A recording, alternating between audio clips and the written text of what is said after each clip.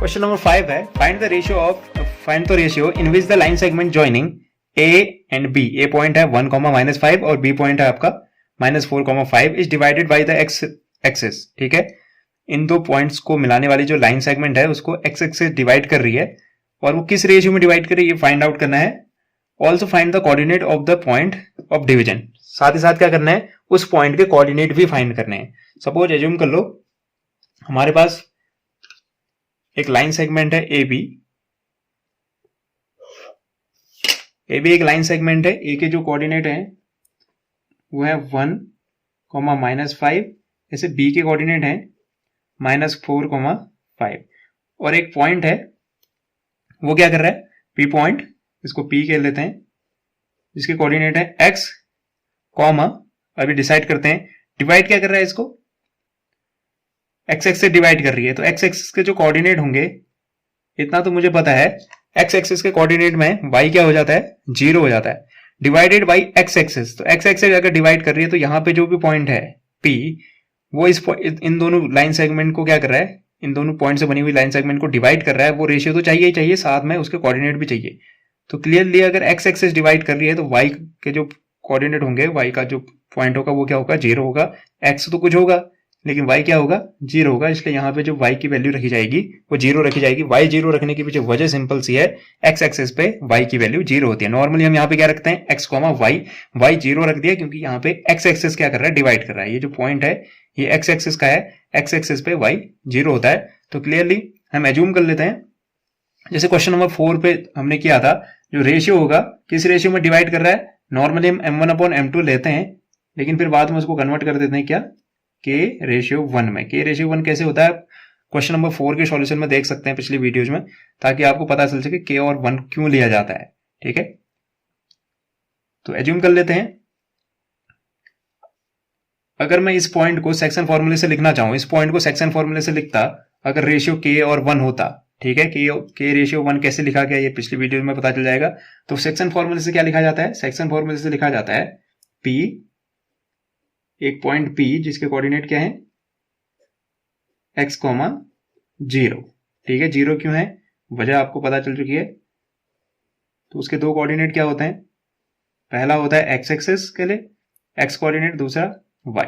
ठीक है, x की वैल्यू क्या होती है, कैसे निकलता है, नीचे दोनों रेशियो ऐड हो जाते हैं। तो k+1 दोनों को ऐड कर दो, k को इधर पे लिख दो, प्लस को इधर पे और 1 को इधर पे। सिमिलरली y के साथ भी k+1, k इधर प्लस इधर 1 इधर।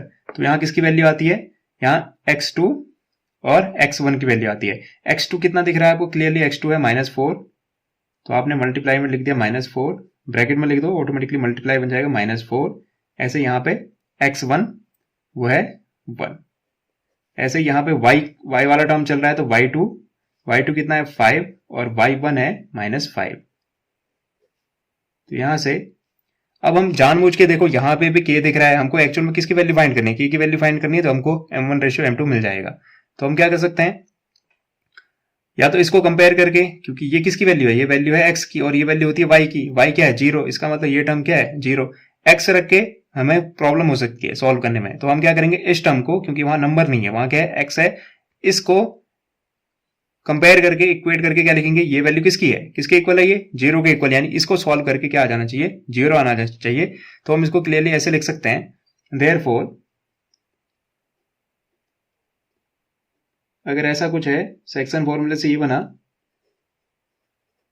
तो ये वाला टर्म किसके इक्वल होता है, ये y की वैल्यू है, y तो 0 है, इसका मतलब ये टर्म क्या हो जाना चाहिए, 0। तो ये है कितना, मल्टीप्लाई करते करते साथ साथ लिखते हैं 5k, ये बन जाएगा 5k -5 अपॉन k+1, और ये किसकी वैल्यू थी, y की, और y क्या है, x एक्सिस की वजह से 0 हो गया है। तो यहां से कंपेयर करके ये अपॉन वाला टर्म उधर भेजेंगे तो वहां क्या हो जाएगा, 0 के साथ मल्टीप्लाई, और कोई भी टर्म 0 के साथ मल्टीप्लाई होकर क्या बन जाता है, 0। तो सिर्फ बचेगा 5k - 5 इज इक्वल टू 0। ठीक है, अगेन हम इसमें से 5 कॉमन ले सकते हैं, या फिर सिंपली 5 को उधर भेज दो, यहां बचेगा 5k -5 उधर जाके +5 में कन्वर्ट हो जाएगा, और k इक्वल टू हो जाएगा 5/5, यानी जो k की वैल्यू आई वो कितनी आई, 1 आई। हमें साथ साथ रेशियो तो ढूंढना ही था, तो रेशियो क्या होगा हमारा, रेशियो सिंपली होगा हमारा k की वैल्यू 1 है और ये भी 1 है, यानी 1:1। सो जो हम लिख सकते हैं required ratio, so the required ratio